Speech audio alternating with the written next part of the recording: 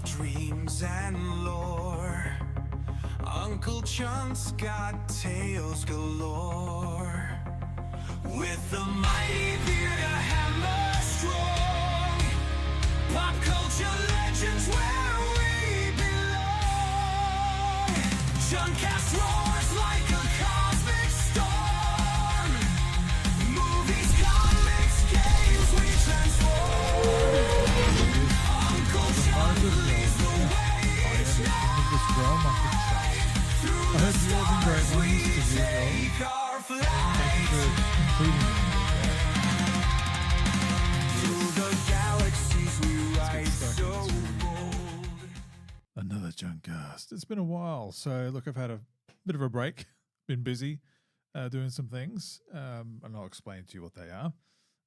If you're new to my channel, or I know there's a lot of new people here, I have been posting. I've been posting a lot of Beyblade content over the last month, and it's been a lot of fun. And I've had a lot of new people find the channel, which is great.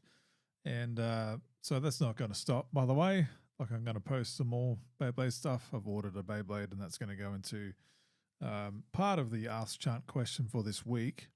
But I just want to acknowledge that I'm aware that a lot of new people here found the channel based on the Beyblade stuff that I posted.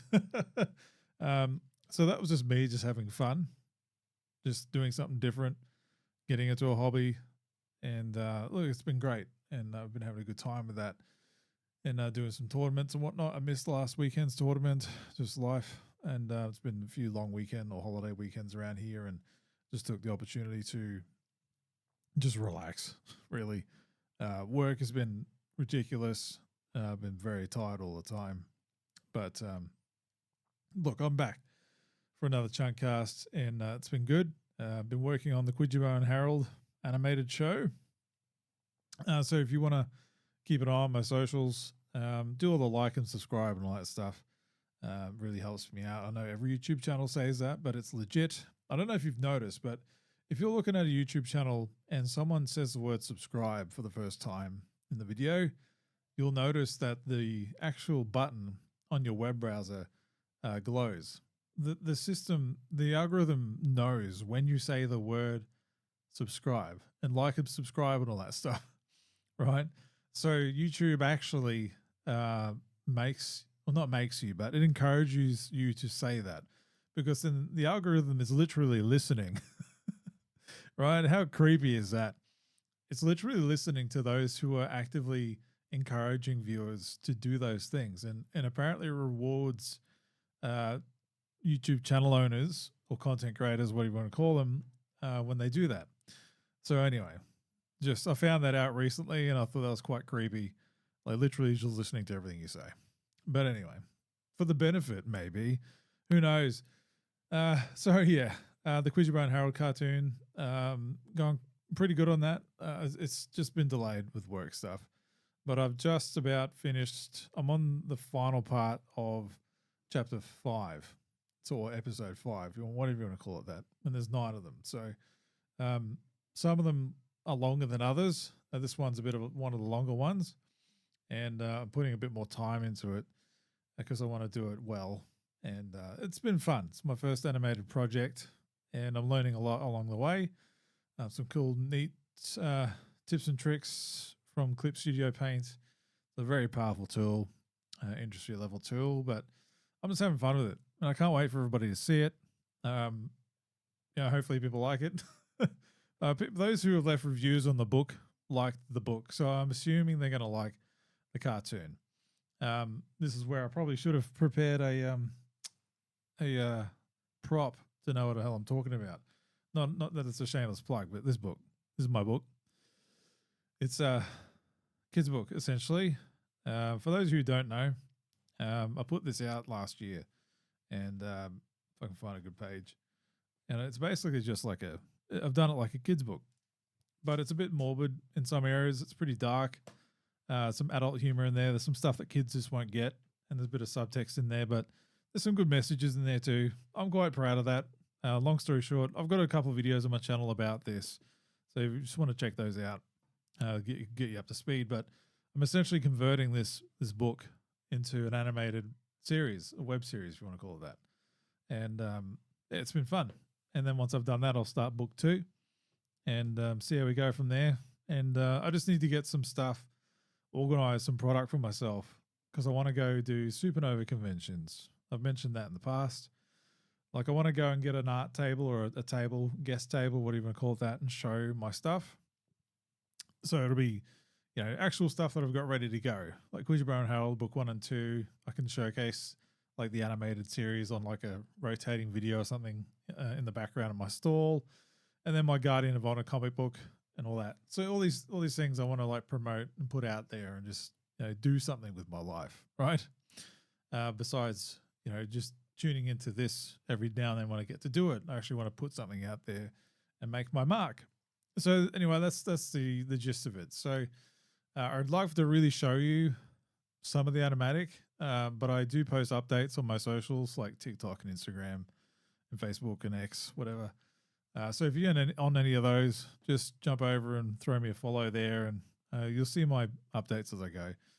I'm aware that maybe I'm oversharing the process, but I think it's interesting to share for those that I know that are following me that are interested in what I'm doing, because some of them have asked how I did it because they want to do it themselves. So me, it's just like sharing, the real world aspect of it. Like, hey, look, I'm just updating this. This is what it looks like, and this is where I'm at. And anyway, I found it an interesting process. So yeah, once I've got the animation done, I'm going to get a trailer together about the animated series and the book, and that's going to incorporate a bit of live action stuff crossed with animated characters over the top. So I'm really having a good go at it. Just see what I can do with the tool sets that I've got available to me, and we'll see what happens. Who knows?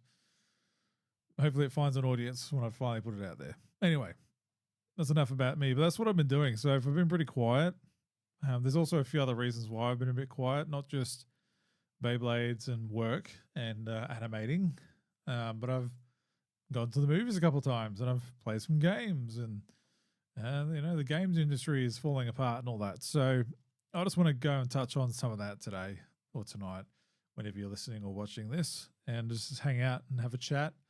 And all right, let's just stuck in, I guess, to the first Ask Chunt question in quite a while. So let's go. Last chance, break through the night, seek the true power and might.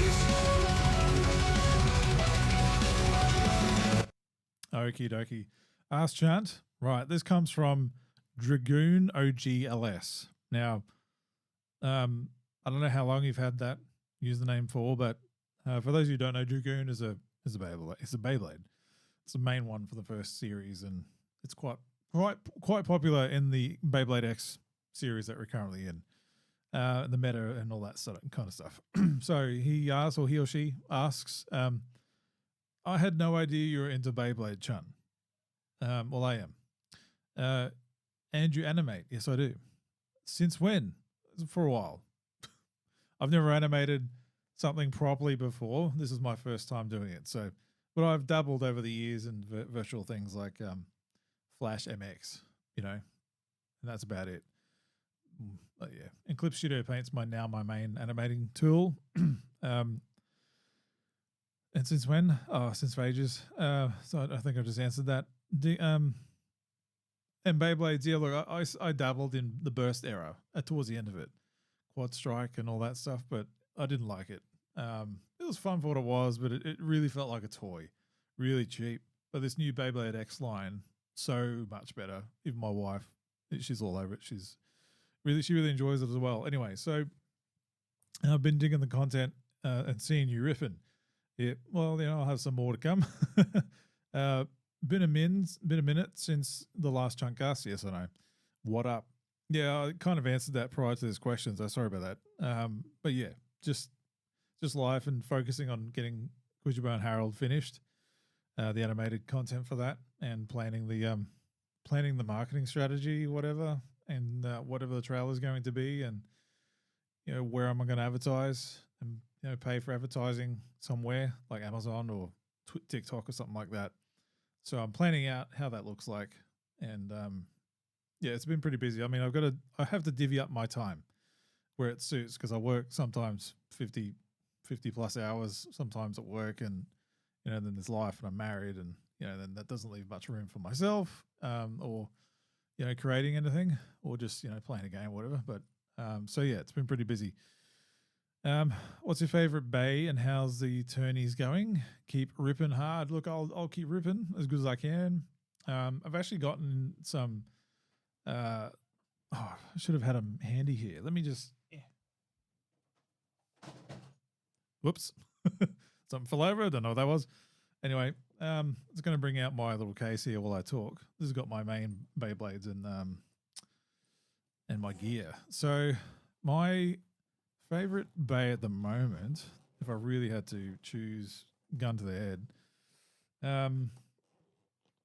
let me see here, would probably be, I don't know, most people don't like it, but it's Perseus Dark. It's not the best. It's not really doing much duty there. If I can get into the camera, not really. Yeah, it's a really awkward show tonight. Anyway, I just like the color scheme. It's big and chunky. It's not the best one out there, but I have a soft spot for it. I'm trying to make it work, trying to find a combo for it that'll do the goods. And Hell's Hammer, I want to make this one work as well. Nobody really uses it, and there's probably a reason for that, but I want to use it. But I've also invested in a string launcher, but also some rubber grips for the handle. Just I'm getting right into it. This is like buying like golf clubs if you're a golfer, or a wrist guard or wrist something like that, whatever, if you're into bowling. But yeah, so this thing, if I can do it properly, everybody's probably tuned out by now. Anyway, so this is essentially a winder launcher setup. It's got rubber grips and a handle, so you can have like more tension, or more tension when you rip back and the Beyblade's on there. It's just you're not like cramped up like this. And my hands are too big for these bloody things, and I can't just use the top like a lot of people do, right? So I need the extra. My hands are too big. I need the extra bit, so I can play this properly. Otherwise, I mean, look, I can't. Like it's not.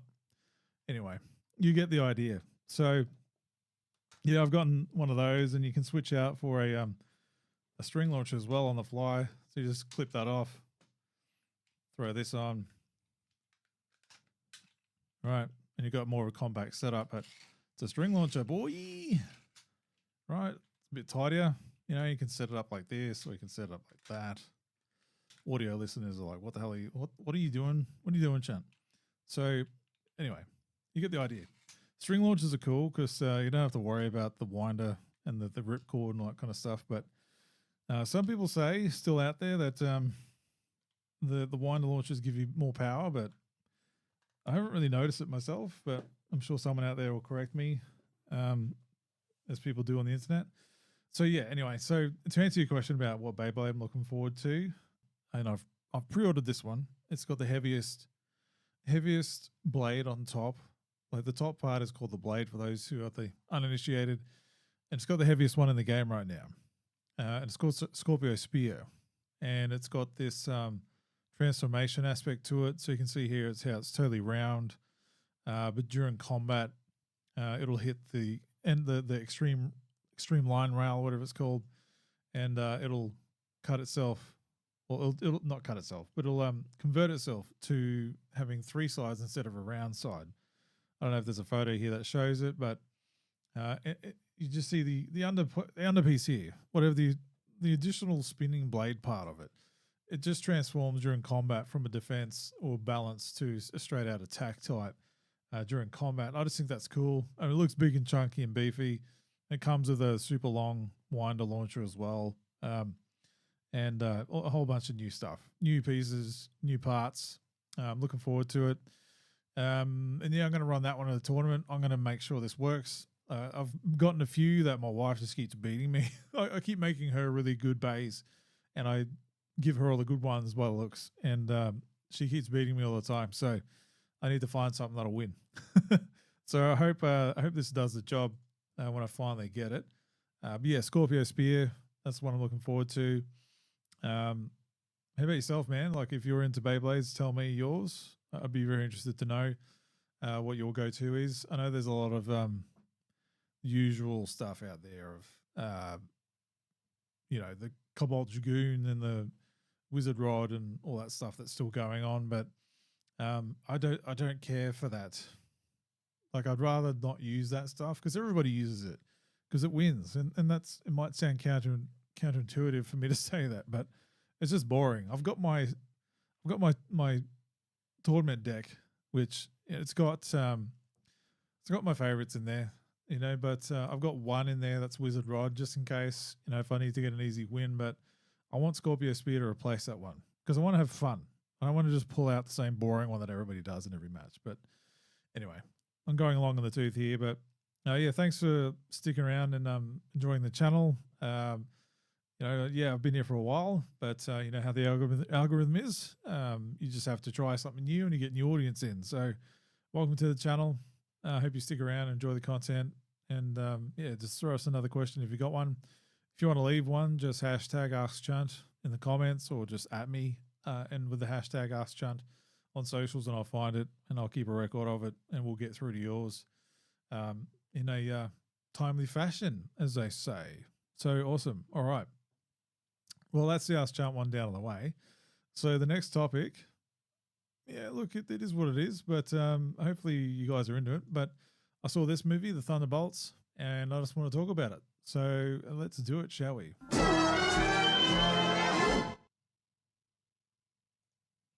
Okie dokie. Right. So last weekend, I think, or earlier this week, honestly, I can't remember what day it is, but I saw Thunderbolts when it came out within a couple of days here in Australia. And I just haven't got around to talking about it because of work and stuff. So here's my time to talk about this film. So Thunderbolts. Okay, so Marvel in general. I think I can't go into talking about Thunderbolts until I, acknowledge the elephant in the room that Marvel hasn't really been good for a while, in my opinion. It's been quite mediocre. Gone are the days where everything they did was as if it was touched by gold at the Midas touch. They just could do no wrong, as they say. Until Endgame. Like, we all know this is a story that's well told at this point. Everybody knows it's not been the same since Endgame. However, there have been some good ones. Like, I like Shang-Chi. I like that one. The Spider-Man No Way Home, I think it's called, with the 3 Spider-Men in it.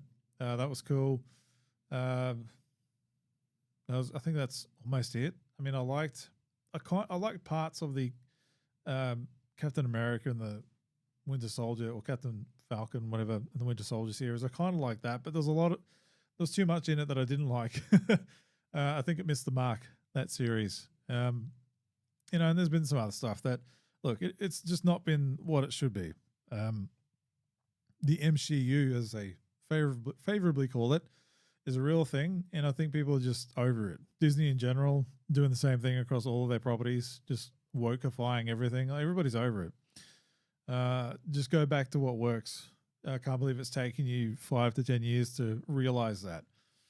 And you're telling stories that, let's be real, some of these characters no one cares about, at least not to a broader audience, and there's probably a reason for that. But there's also, you've got more characters that you can pull out from your catalog that people enjoy than just going from the deepest of the barrel, or the newer ones that no one really knows about, unless you're a hardcore Marvel fan and you're aware of it.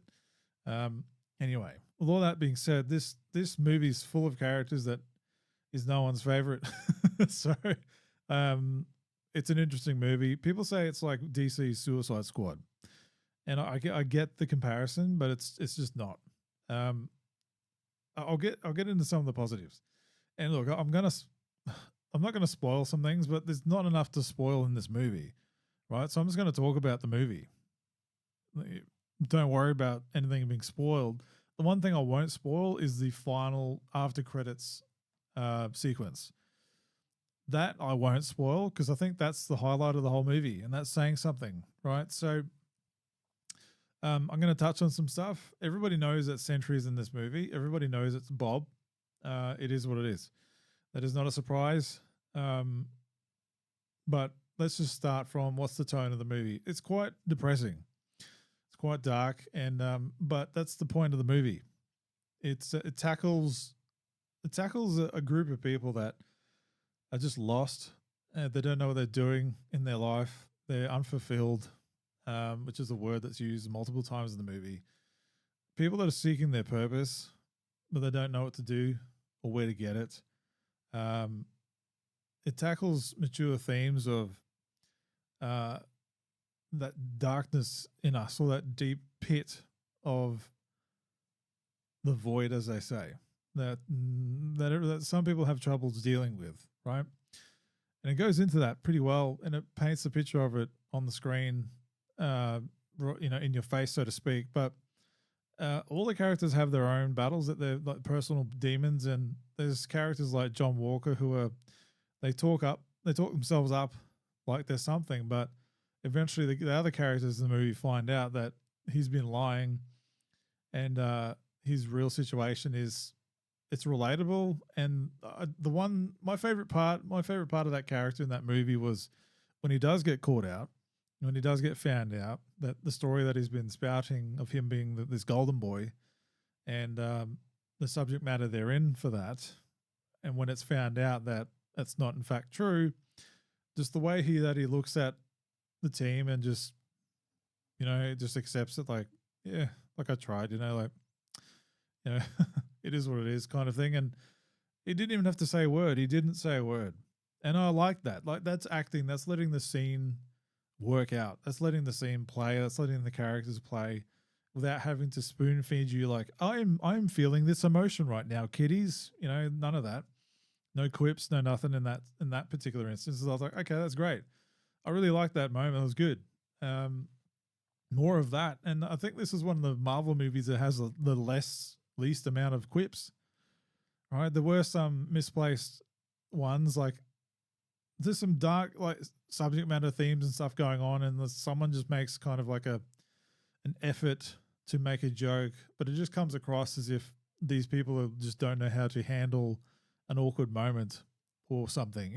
How people that they don't know how to handle themselves in a certain situation, they get uncomfortable, so they make a random joke or a tease or something like that, and you're like, okay, come on, just show some maturity here, emotional intelligence. But anyway, this isn't for kids. There were a couple of kids in my showing, and I think they were quite restless, and I can understand why.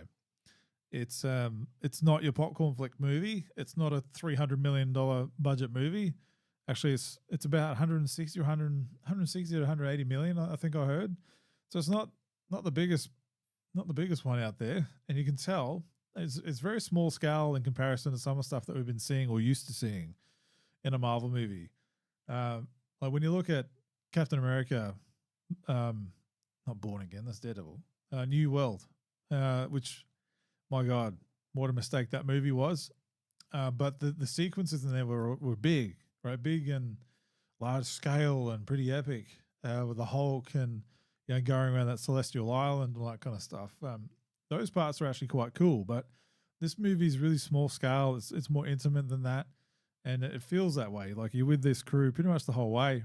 And I think the way they found each other it felt a bit natural, and they all found out that they're all being played and how that pans out, and they've got like a common cause together they find themselves becoming friends somewhat, and find themselves building a team together. And then when they come across Bob, that scene played out a bit longer than I think it needed to, but it didn't overstay its welcome either.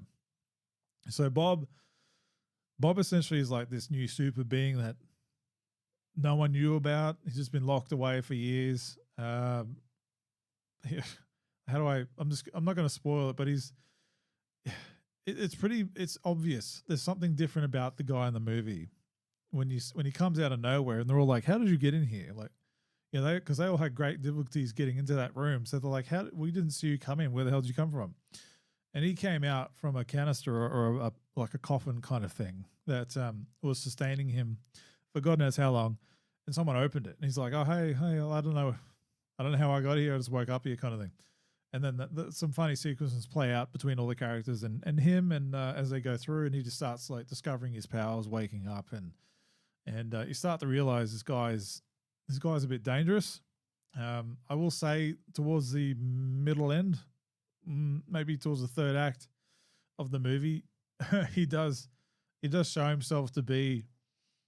You're like, oh damn, right? There's a particular sequence where it really showcases him in a manner of, okay, you've now seen him against the whole team, and there's a bit of a spoiler there, but anyway, look, there isn't really much to spoil in this movie, honestly. There's two things to spoil.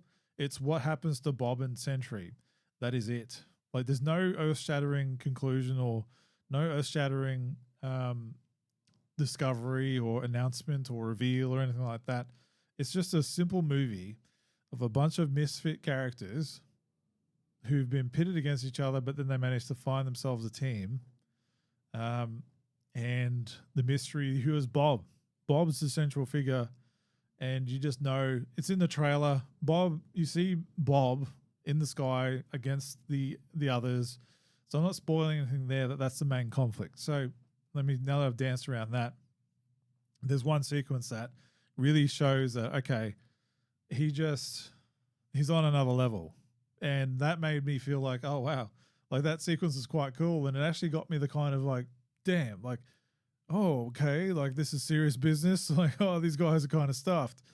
And you can see the looks on their faces as they're trying their best against this guy. And it's just so like alien, you know, it just felt like the power scale, the valley just opened up in front of them. You know, there's that kind of feeling like, whoa, okay. You know, that was great. I haven't felt that in a long time watching a Marvel movie.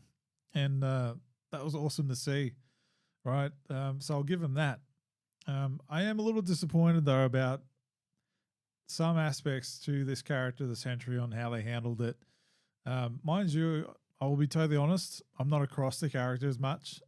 He's a newer character, at least in the last 10, 15 years for Marvel. I've got some new Avengers ovnis up there that he's in.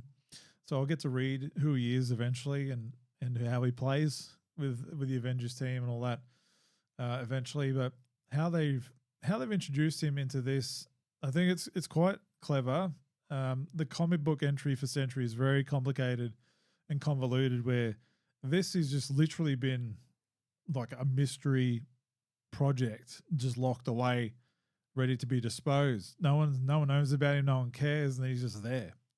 Right. Whereas in the comics, it's very complex, where he's always been there, and there was something that made it the whole world forget him, and you know, all this kind of stuff. So I'm glad they didn't go down that route. I was a bit concerned about that, but look, the movie as a whole, I think to say that it's like one of the best Marvel movies in quite a while is it's not really saying much. It's kind of in the mid area. Like, it's not something I'm going to go back in a rush to see again. I appreciate it. I appreciate it for what it is. I appreciate Marvel taking the risk on that kind of dark theme of a movie. Like it does. The last sequence of the movie, or at least the final conflict, I'll say, to me it felt a bit anticlimactic, but I think the message that it gave was more important than another popcorn CGI fest, right? And I'm really being careful of how I say this, because that particular thing I don't want to spoil, but I think it was smart. Most people aren't going to like it, but I appreciate it for what it tried to do, for what the message it is. And I think it did hit a couple of people in the movie. I could have sworn I heard someone sniffing behind me, like, you know, not like they got a cold sniff, but as if, you know, they've been feeling something, right? And I can understand why, because if you are suffering from some things and you watch this movie and you see these characters speaking openly about their struggles and some of the stuff you see on the screen on how they're dealing with it and how it's depicted, you know, I could imagine that if you are dealing with something yourself, that you would feel something like that. And I think for what it was trying to do there, that's kind of cool. I appreciate that for what it is. And look, it is a change from another, you know, balls to the wall CGI popcorn fest. You know, we've had a lot of those, so let's do something different, and that's good. But it does set itself. It is just yet another vehicle to set up the next movie, though. It's just what Marvel does. Like you get invested enough to get excited about the next one, and then the next one. You know, they got the formula down. They're still doing the formula. Sometimes it works, sometimes it doesn't. We all know there's a slew of unfinished business from other movies that they've never come back to. But this one is leading directly into Avengers Doomsday. So I would say to make sure, like, you'll see a mid-credit scene and it's like whatever, but make sure you sit through the rest of the credits. Or if you don't want to, just go see it online. I know people have been posting it. I've seen it a few times now on what the actual end credits is, and that's the money of the whole movie. That is the money, and that was really cool to see. And that in particular was the first thing in that entire movie that made me feel something like, oh, this is that old Marvel hype. Oh, I forgot about that. Ooh, you know, I was like, oh, I felt something there. I've missed that kind of feeling. Like I've wanted to get excited for years now. And that did. I was like, ooh, you know, oh, the things that are happening or about to. Oh, this is interesting. So yeah, look, I'd probably give the movie like a 7, right? It wasn't bad, but it wasn't like amazing either. But I appreciate that it exists and they gave it a go, right? And this is probably biased, but not really because I don't really like that team. But I think the first Suicide Squad movie by David Ayer, even if it's not the right one, but anyway, like it's not his movie. And then I'm not going to go into that story, but I think that movie is better. It's a superior movie than this, right? And I don't like James Gunn's Suicide Squad. I thought that was garbage. But yeah, if someone's comparing it with Suicide Squad, it's unfair because that first movie is so much better than this one. But if you're into it, go see it, right? I don't think it's going to be selling many more tickets than what it is. Like, there's not enough in there to go, oh, everybody's got to go see this. Like, it's not really anything like that. Unless you really want to get a taste of what's to come for Doomsday, then go see it. That's it. Or wait till streaming in next month or whatever. Seems to get quicker and quicker. But anyway, look, that's my take. Tried not to spoil much, even though there's really not much to spoil in this movie. There's really not. Like, to be honest, not a lot happens. There's a lot of little character moments that are great. The Red Guardian, I think he was the highlight of the movie. I like John Walker. I think this movie made him a bit more likable, even though he's a dislikable character. But you can kind of go, oh, okay, like, you know, he's been given a pretty raw deal. This guy, like, I feel bad for the guy. But yeah, you know, we've got a new Nick Fury type character. They're no Samuel Jackson, but you know, it is what it is. Anyway, look, that's it. I'm not going to talk about it anymore because I might actually spoil something. Because what I have said, there literally is not much more to talk about besides getting into specifics, right? If you don't want to ruin, then I'm not going to do that to you. So anyway, that's it. That's done. The next thing I want to talk about is Oblivion. I've been playing a lot of that, so let's get hooked into it. Yeah.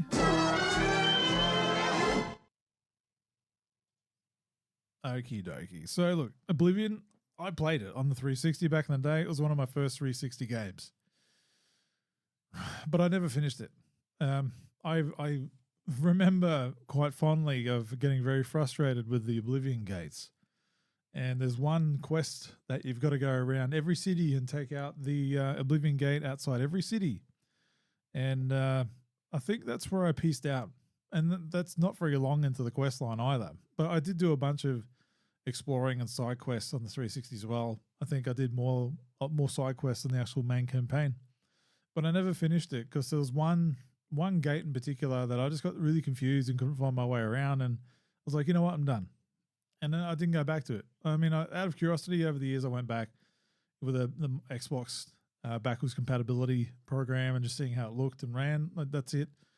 But when they dropped this, oh man, my wife and I went halves and we bought it the day it came out, and because we can game share between our consoles. And my wife is actually probably still playing it as I'm doing this. She's been playing it nonstop. But I played it. I've gone through the main campaign. The main campaign is very short. I did a bunch of side quests and exploring and stuff like that. But I finished the main campaign, the main quest line, and I was like level 12 or 14 or something. You know, I wasn't really high. You know, and I smashed it, and I was like, oh, like before I knew it, I was a champion of Cyrodiil. I was like, oh, okay. Oh, wait 2 weeks and you'll get some new armor. Oh, okay. So I waited 2 weeks of in-game time and got the armor. I was like, oh, all right, cool. I mean, I'm not feeling quite compelled to go play all the other side quests, but I just might. It comes with the Shivering Isles and the Morrowind content or whatever it is. The content that came with Oblivion as a whole, everything is in this game. So you don't need to buy anything else or extra or anything like that. It's all in the game. So that's awesome. So if you played Oblivion to death, you know what the game is. Literally, it is the same game. Like the brains of the game are on there, just with a layer of Unreal 5 engine over top. And it looks very pretty. It's a very pretty game. Many times my wife and I will just stop playing and just look like, oh, wow, look at that. That's pretty. And just look around. Very pretty. It's got that going for it. But the gameplay has been improved. I've noticed combat's improved. There's more animations. The facial animations are so much better. Overall, I think it's a better product than the original. I will never go play the original again. This is the only way to play it now. It's really good. I would dare say part of me wants to feel like it's better than Skyrim, but that just might be because it's the new newness talking. But I mean, I love Skyrim. Skyrim is the shit. But Oblivion, there's something about it. Oblivion's a special game. I really, really enjoy it. I enjoyed my time with it. I'm disappointed how short the main quest line was. However, I'm going to give it a go and sticking it out and doing some side quests and just see what more of the game is that I missed out on and see what I can find. I do hope, though, this makes me want them to do a Skyrim remaster for the 20th anniversary. I will buy that again. I will buy that game again. I think I've bought it twice, once on 360 and once on Xbox, and it came with the X Enhanced stuff or the Series X Enhanced stuff. But if they did a full-on like remaster or, you know, put Unreal Engine 5 at the top and do it again, like I'll buy that again. And then that'll be the best one, you know, until Elder Scrolls 6. But yeah, look, it's awesome. I just go buy it. It's such a return to a time where you don't feel cheated. You know, you don't feel like this is watered down for the sake of being watered down to pad out stuff. You don't feel like you're missing something because you haven't bought a particular edition of the game. There's some content missing, or you don't feel like it's got the modern quest line sensibilities in it where it's padding out really basic quest lines for time. So they can say, yeah, we've got like over 200 hours of game content in here, when like, no, it's all kind of crap quest stuff. This is from a time where Bethesda would put out an expansion for the game, and it was essentially like a whole new game. Shivering Isles is a massive expansion, and it's nice to see. It's been great. You know, there's something to be said about games from that era and that generation compared to what we're putting up with today, where they're just not as good. And that might make me sound old. I mean, look, technically and graphically, they're amazing today, no doubt. I mean, I just praised Oblivion for being so pretty with Unreal 5 over the top, but that only goes so far. The Bethesda games, they've got character, right? They feel like they're lived in worlds. I haven't experienced a lot of bugs. I know a lot of people are, but I haven't experienced anything game breaking, anything where characters are flying off and doing whatever and glitzing out. I haven't seen anything like that.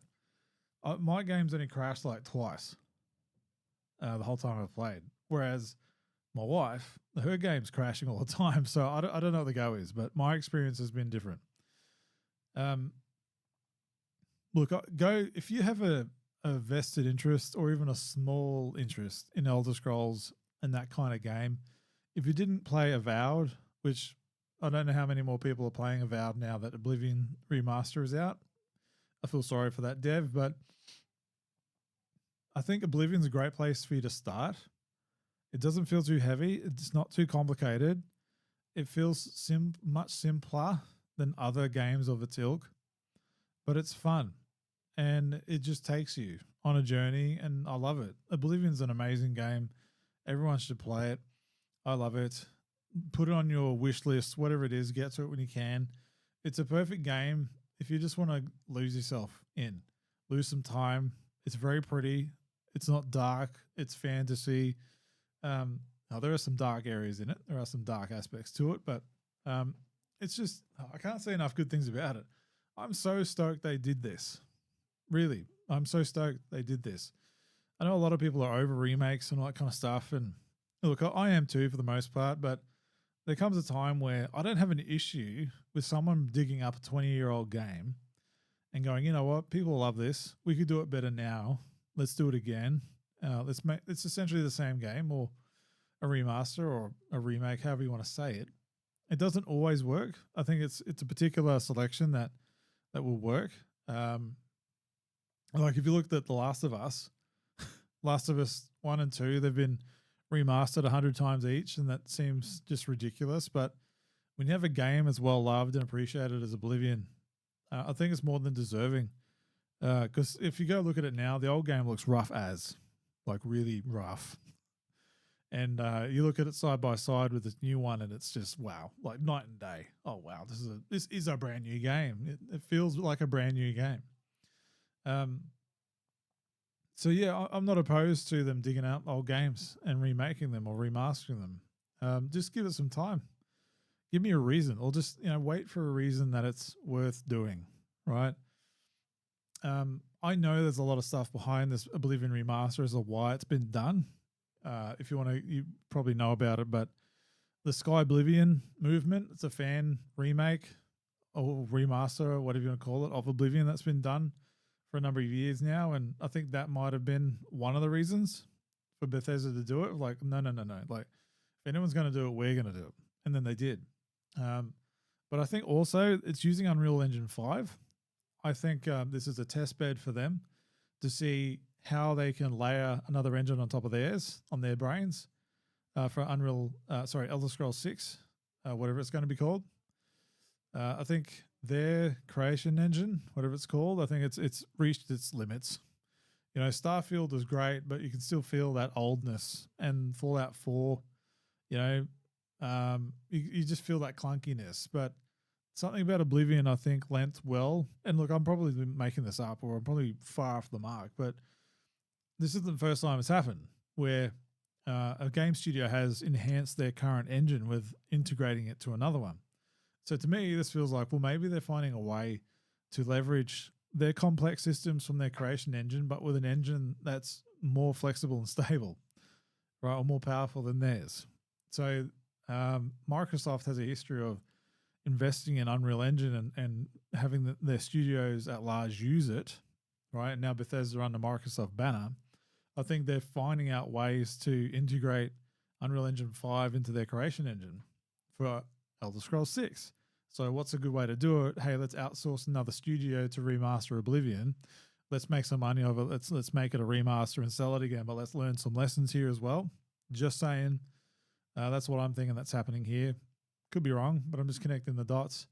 But if this is what they've done for Oblivion, I can't wait to see what they've done to Elder Scrolls 6, whatever it's called. Hammerfall or Elsewhere, whatever they want to call it. I honestly don't know what the next one's called. So yeah, go play it. I love it. I recommend it. If you say, "Oh, Chunt, should I go buy it?" So yes, just when, matter of when for you. So yeah, anyway, that's my off the cuff review of Oblivion Remaster. Love it. Go play it and leave it installed. Like I'm going to leave mine installed. It's 120 gig or whatever, 130 gig, but I'm going to leave it installed, and I'm just going to like go back to it and chip away at some quests every now and then between other games, and it'll be under my like go-to section of when I don't really know what to play, but I'll just throw it on. Excellent. All right. What's my next one? My next topic? I had another one. Oh yeah, the cost of games and stuff. Yeah, I want to talk about that. I think I've got the window up here somewhere. Yeah, here. So yeah, let's talk about the cost of games in the next one. Oh man, it's been a while.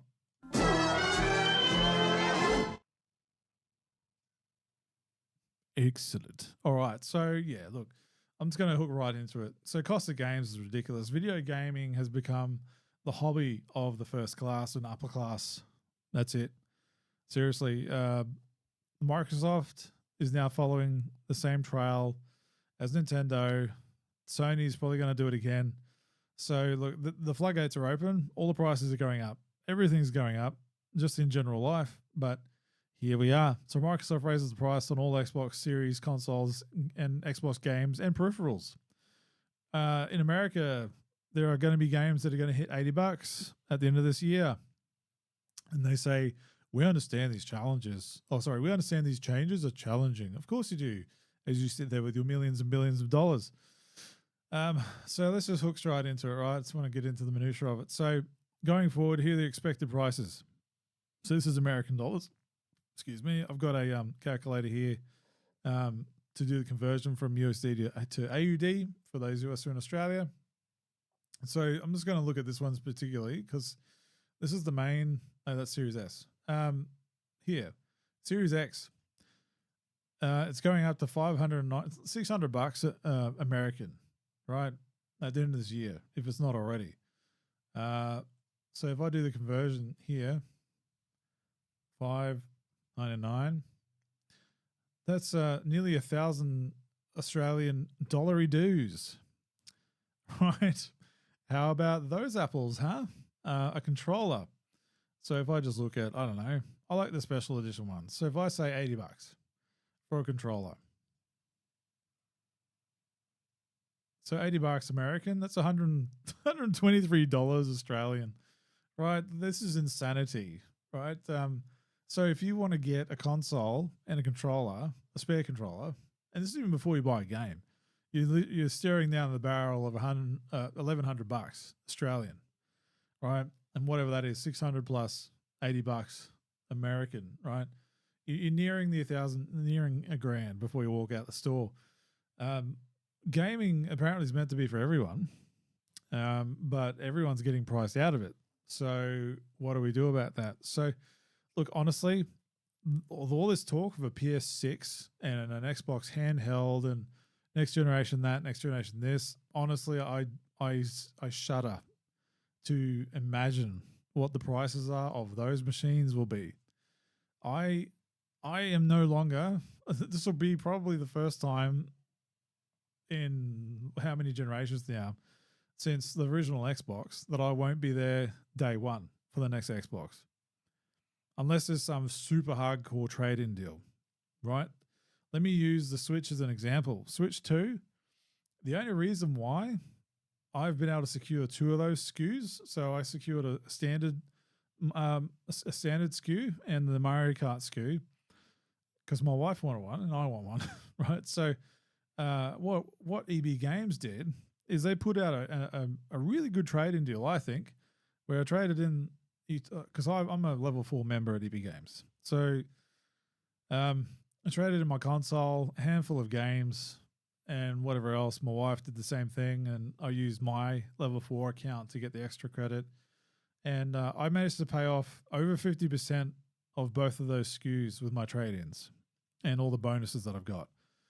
So that brings it down, and I sold something for $220 or whatever. So like, I'm going to walk in and get my Switch 2 on day one for like $120, you know. But I've tried to be smart about it, where I use a trade-in bonus and I sold something I didn't need that was just sitting there taking up room, got a couple $100 for it, and then away we go. All right, same thing for my wife, you know, about the same. You know, she's going to pay like a few $100 instead of $7, right? That's pretty good. But if I didn't have that available to me, there's no way. You know, I'd be like, sorry, wife, this isn't happening. You know, I'm not spending $700, $750, right, on a console and a controller for a Switch that you honestly don't really need one yet. All those games that are coming out, you can get on Switch 1, right? I just want it because it's the new hotness, and I took advantage of that pre-order bonus deal, right? But this is just insanity. Like, you want Xbox, you want more players to invest in your platform, right? And you keep saying like Xbox is for everyone. Anything can be an Xbox, right? But okay, so if you're going to price everybody out of your hardware, I mean, your software services, your cloud services must be on point, right? How do you get people to invest in your platform? Like, I've got a massive Xbox library, right? But if I didn't have a console, right? I've got a Series X. My wife and I both have one. Again, we used trade-in deals to get those. I didn't pay full price for any of this. I refused, right? I walked in day one and got my Series X for $20 because I wheeled and dealed the trade-in bonuses and sold some stuff, right? I'm not paying full price for this, right? But if my Xbox busted for whatever reason, I'm sure as hell not picking up another one, not for $1,000. No way, right? So what do I do with my Xbox library then? I can't play it in the cloud, right? You can get Game Pass cloud, yeah, but I can't play my entire backlog from the cloud, right? They haven't done that yet. If they did that, then it's like, okay, well, I can still access it, but it's still not going to be the best experience, right? So if you're a trillion, like multi-mega billion, trillion, multi-trillion dollar company, right? I understand there's margins and stuff like that. The businesses have to work towards and whatever, work within. But man, like if you're really trying to get a foothold in this industry, like you're third place, everybody knows it. But the way to ensure that you stay at third place is to raise your pricing by $50 or plus, right? For some things. Like if I go to EB, the website here, this is what they're currently sitting at. So this is the 2 terabyte console, $999. So that's going to go up at the end of this year. The standard one, $700. All right, Series S, $550. You know, like this is expensive stuff, man. Like gaming's become a hobby for just literally the first class, or upper middle class max. You know, I'm not doing that bad. I'm not doing great either, but I'm not doing that bad. But even I'm like, yeah, nope, sorry, sorry Xbox. I'm definitely not buying another PlayStation. I barely use my PS5 as it is, right? The only other reason I want to switch is because you can only play the Nintendo games on a Nintendo machine. You literally can't play it anywhere else. If Nintendo went to PC as well, I'd probably be more inclined to invest in a PC then. But then that's super expensive as well. So the gaming industry is cooked. It's just, and I hate using that term. I hate it, but it's the reality of it. Who can afford this?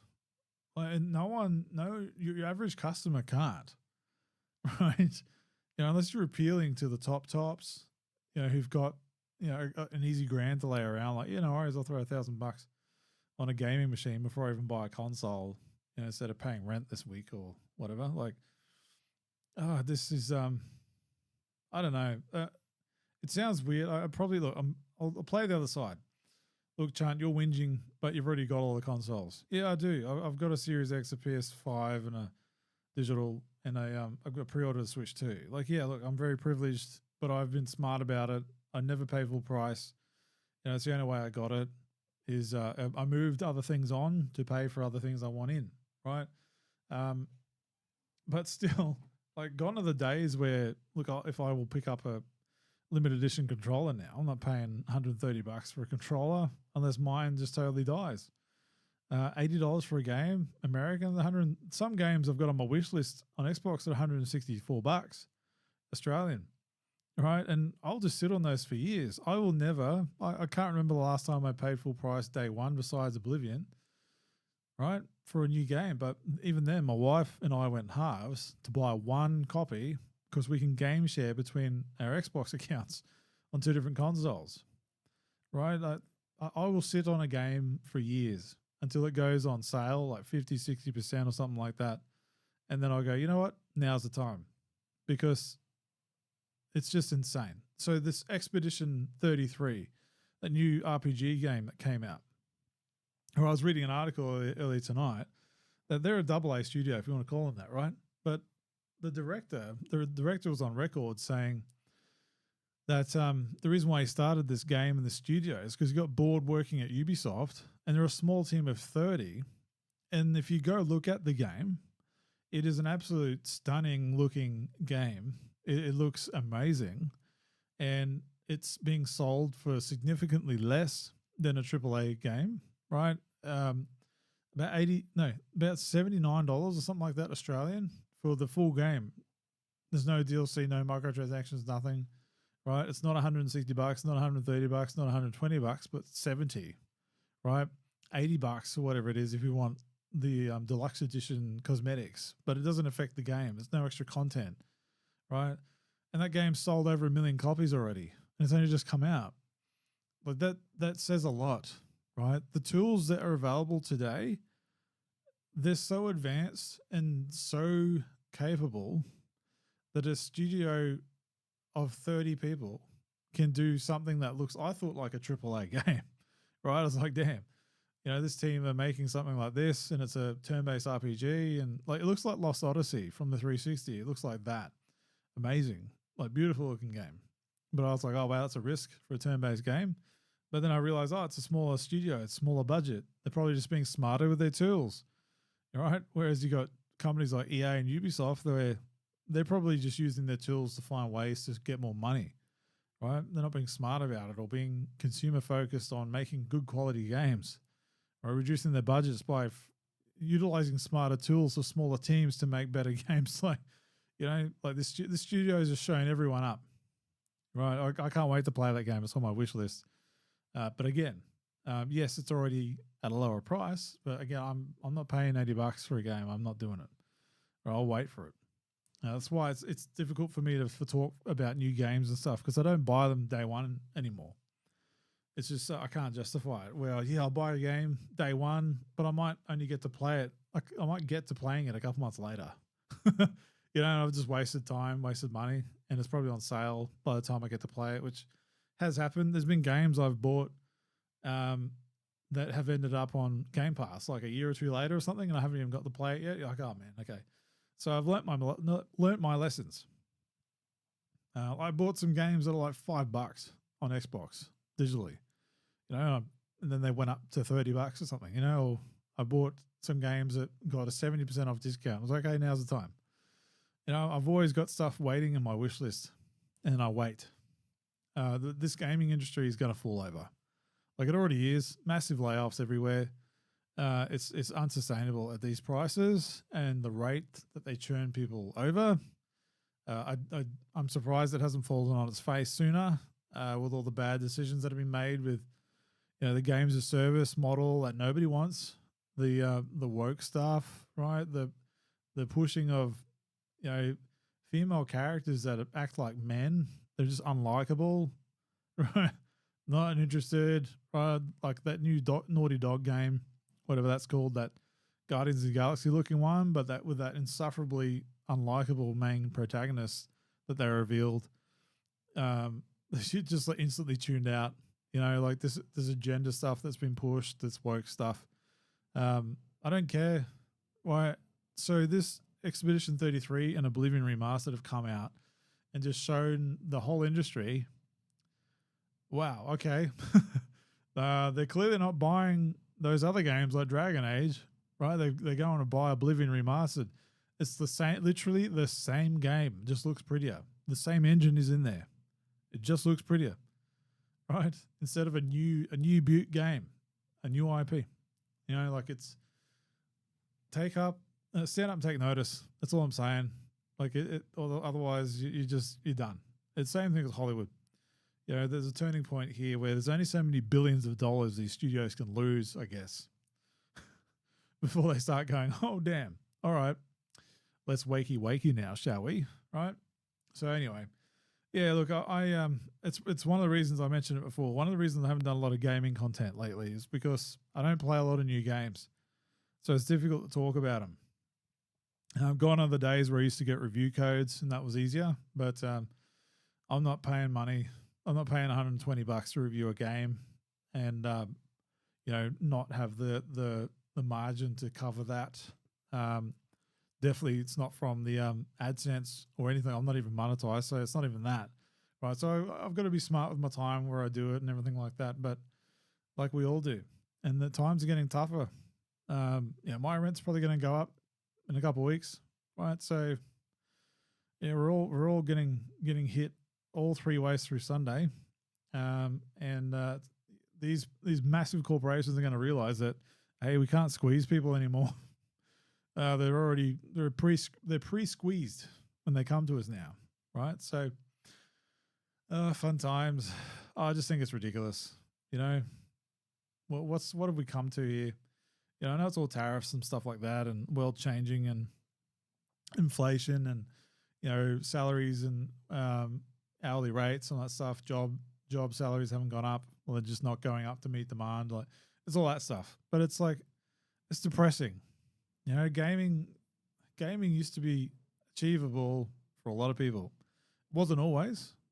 I remember back in the day, I couldn't afford, or my mum couldn't afford, a Nintendo 64 cartridge. I couldn't. I saved my money, my pocket money and stuff. That I never bought my own one. Like the only game I owned from my Nintendo 64 was Pokemon Stadium, because it came bundled with it in the Pokemon Stadium edition. We couldn't afford to buy another cartridge game. We had to go rent them all the time, right? So it's feeling like we're going back to that way, where the games are just too expensive, but you can't rent them anymore. So, what do you do? Anyway, all good. Look, let me know what your thoughts are. Are you frustrated as I am when I've heard about all this? Like Xbox, like I still, everybody knows me well enough that like I've waved the Xbox flag like forever, since like 2001. Right? I'm an old school OG Xbox player, right? But over the years, like even I've had to go, what are you doing? Hey, come on. Phil Spencer, I know you've got someone else to answer to now, but come on.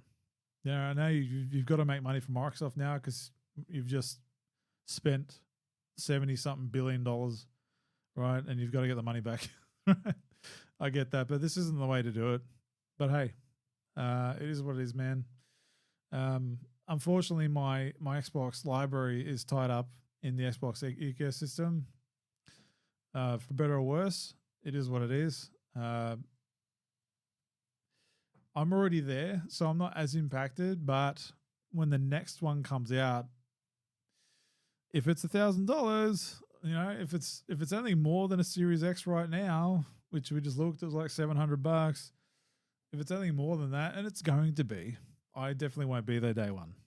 Unless I somehow become a millionaire, or Kujima and Harold, I release that and it goes nuts, right? And there's my retirement set.